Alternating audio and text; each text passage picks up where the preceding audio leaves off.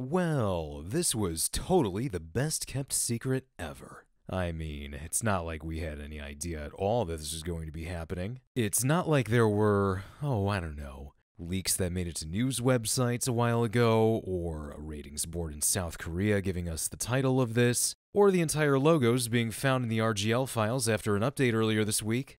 Nope, we had no idea that this was happening.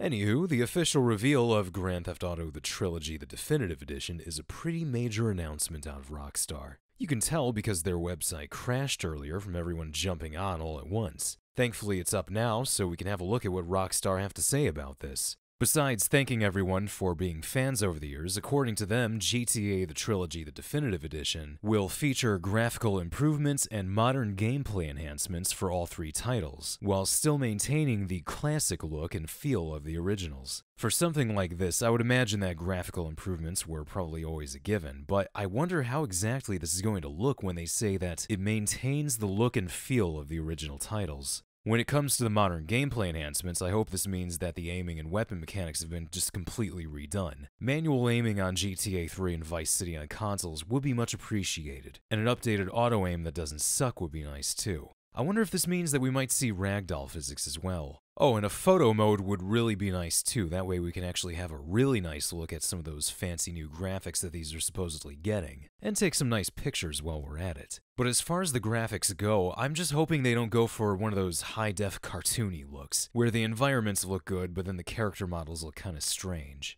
Those rumors from a while ago, which I guess we now know to be the real deal, stated that they heavily resembled modded versions of the original titles. I hope that doesn't mean that we're getting characters who look like they're made of clay and the ground across the whole map covered in puddles. I wonder if anything might change as far as driving physics go too. I really have so many questions, which I guess we will see answered soon enough. Now, going back to what they said again about the updated graphics, I guess there's our explanation for why so many mods got removed over the summer too. And probably why they've been going so hard on making sure that projects like RE3 and REVC are taken down for good, not to mention the lawsuits surrounding that. This alone can make this whole thing feel kinda bittersweet. As a longtime GTA fan, I'm really curious to see what these new additions will be like. But unfortunately, it does seem like it's coming at a cost too. And I can imagine that many in the modding community are still not very happy about everything that's happened in the months prior to this. Oh, and by the way, if you don't already own digital copies of the Trilogy titles, now might be a good time to buy them. Rockstar said that they will be removing their listings from digital retailers soon to make way for the definitive editions. So if I get this right, when it comes to buying the games digitally at least, the definitive editions will also end up being the only editions.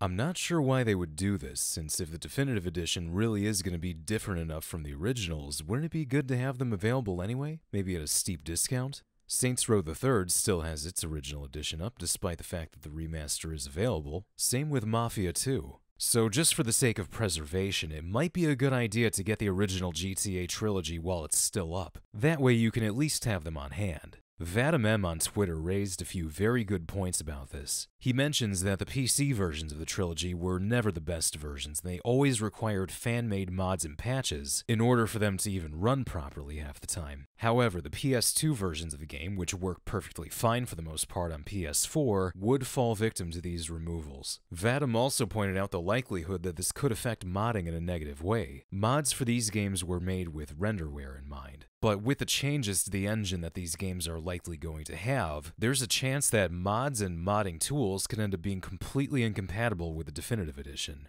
So while it is awesome that they're actually doing something new with the trilogy, it seems like there are still some odd decisions being made regarding these games. And not everyone is as quick to forget the issues regarding modding that we saw a few months ago, some of which is still ongoing. Now before we end this video, I might as well mention that as a longtime fan of GTA who fell in love with the franchise thanks to the original trilogy, I am really curious to see what these definitive editions are going to look like, and what they're going to play like as well. I hope I'm not being too optimistic about this, but they cannot possibly be as jacked up as the 10th anniversary edition of San Andreas. At least I hope not. The impending removal of which is at least an upside to Rockstar's strange decision to replace all the original games with the definitive edition. But what are your thoughts on all of this? As always, let me know in the comments, and thank you for watching.